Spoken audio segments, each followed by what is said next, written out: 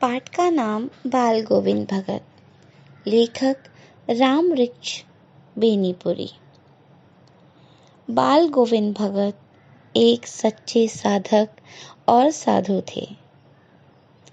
यह कहानी उनके ही जीवन पर आधारित है। बाल गोविंद भगत मझला कद, गोरा रंग, उम्र 60 साल से ऊपर, सफेद बाल, लंबी दाढ़ी, चेहरा सफेद बालों से जगमग। कपड़े बहुत कम पहनते थे। कमर में एक लंगोटी, सिर पर कबीर पंथियों की कनफटी टोपी पहनते थे। सर्दियां आती थीं तो एक काली कमली ओढ़ लेते थे। माथे पर हमेशा रामानंदी तिलक चमकता था। गले में तुलसी की जड़ों की बेडौल माला। दिखने में बिल्कुल साधु थे। जीवन उनका गृहस्थ का था। एक पुत्र और एक पुत्रवधू थी। एक साफ सुथरा छोटा सा मकान और थोड़ी खेतीबाड़ी थी।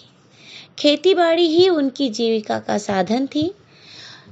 पहली फसल का जो भी अनाज होता था वे कबीर पंथ के मठ में दे आते थे।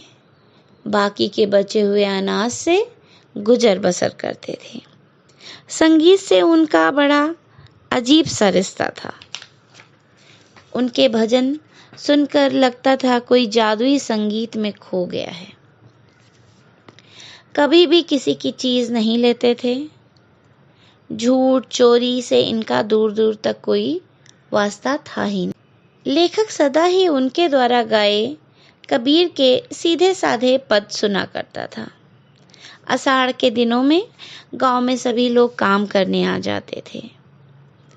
वहीं बाल गोविंद भगत द्वारा गाया जाने वाला संगीत कानों में सुनाई पड़ता था। उनका सारा शरीर कीचड़ में लथपथ होता था। एक एक धान के पौधों को रोपते थे और गीत गाते रहते थे। भादों की अंधेरी रात में भगत जी की खजड़ी बज उठती थी। सारा संसार शांत वातावरण में सोया हुआ है। भगत जी का संगीत जाग रहा है। तेरी गठरी में लागा चोर, मुसाफिर जाग जरा। कार्तिक महीना आते ही बाल गोविंद भगत की प्रभातियां शुरू हो जाती थी, जो फागुन तक चलती थी। सवेरे उठकर 2 मील दूर जाना और नदी में स्नान करना। वापस आने के बाद खेत की मेड़ पर बैठकर खंजड़ी बजाना और भजन गाना। पूर्व दिशा में प्रातः काल की लालिमा को शुक्र तारा और बढ़ा रहा था। खेत बगीचा घर पर धुंध सी छा रही थी। सारा वातावरण अजीब रहस्य से ढका हुआ लगता था। वहीं काली कमली ओढ़े अपनी खंजड़ी पर उंगलियां चला रहे बाल गोविंद भगत जी भजन गाते दिखाई पड़ते हैं। कमली बार बार उनके सर से सरक जाती है। लेखक सर्दी में कांप रहा था, किंतु तारों की छांव में भगत जी के माथे पर पसीने की बूंदें चमक रही थीं। भगत जी की संध्या। गर्मियों में उनके संगीत के जादू में उमस भरी शाम भी शीतल हो जाती थी। अपने घर के आंगन में अपने प्रेमी जनों के साथ आसन जमाते थे और प्रेम मंडली के साथ भजन गाते थे। सभी भक्त अपनी सुध बुध में खोकर उनके साथ नाचते गाते थे। सारा आंगन नृत्य और संगीत से भर जाता था। बाल गोविंद भगत जी के पुत्र की जब मृत्यु हुई तो एक अजीब दृश्य देखने को मिला। बाल गोविंद भगत की संगीत साधना का चरमोत्कर्ष उस दिन देखने को मिला जब उनका इकलौता बेटा नहीं रहा। बहुत ज्यादा प्यार करते थे उससे, लेकिन उनके विचारानुसार ऐसे प्राणियों पर ज्यादा नजर रखनी चाहिए और ज्यादा प्यार करना चाहिए, क्योंकि वे निगरानी और मोहब्बत के ज्यादा अधिकारी होते हैं। बड़े शौक से उसकी शादी कराई थी, बेटे की बड़ी ही सुशील, सुभग, सुंदर पत्नी थी। घर की पूरी जिम्मेदारी उसने संभाल ली थी, जिससे भगत जी को देश और दुनिया से छुटकारा मिल गया था। बेटे की मृत्यु का समाचार लेखक को मिला। लेखक भी वहां देखने गया। उन्होंने देखा आंगन में एक चटाई है, उस पर शव को लिटा दिया गया है, ऊपर से सफेद कपड़े से ढक दिया गया है। उस पर कुछ फूल और तुलसी के पत्ते बिखेर दिए गए हैं। सिरहाने दीपक जला रखा है।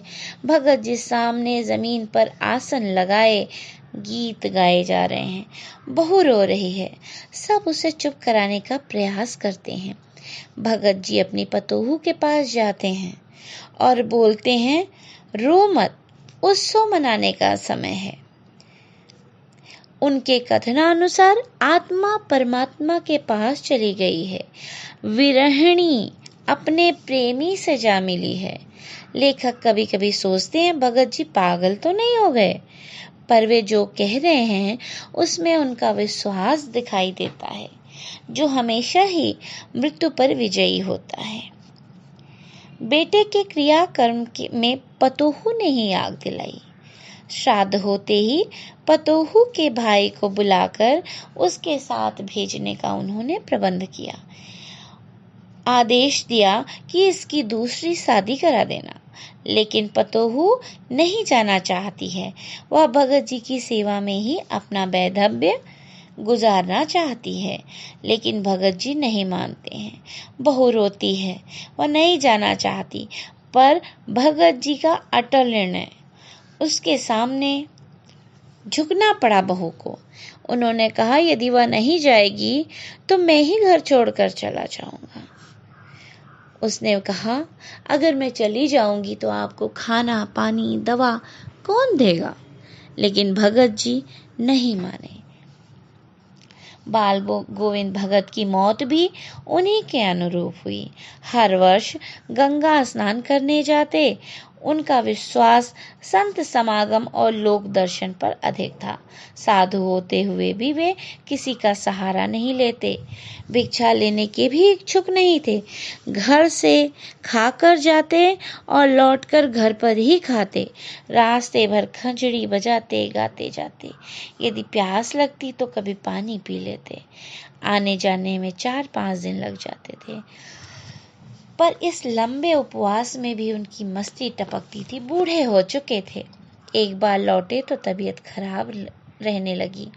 दोनों समय स्नान करना, ध्यान करना, गीत गाना, खेती बाड़ी देखना, जिम्मेदारियां उन पर थीं।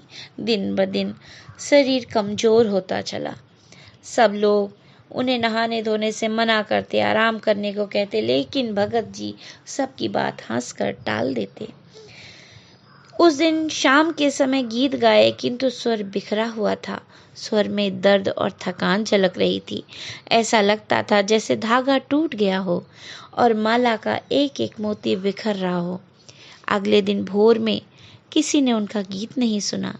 जाकर देखा तो पता चला भगत जी नहीं रहे, सिर्फ उनका पिंजर अर्थात शरीर पड़ा।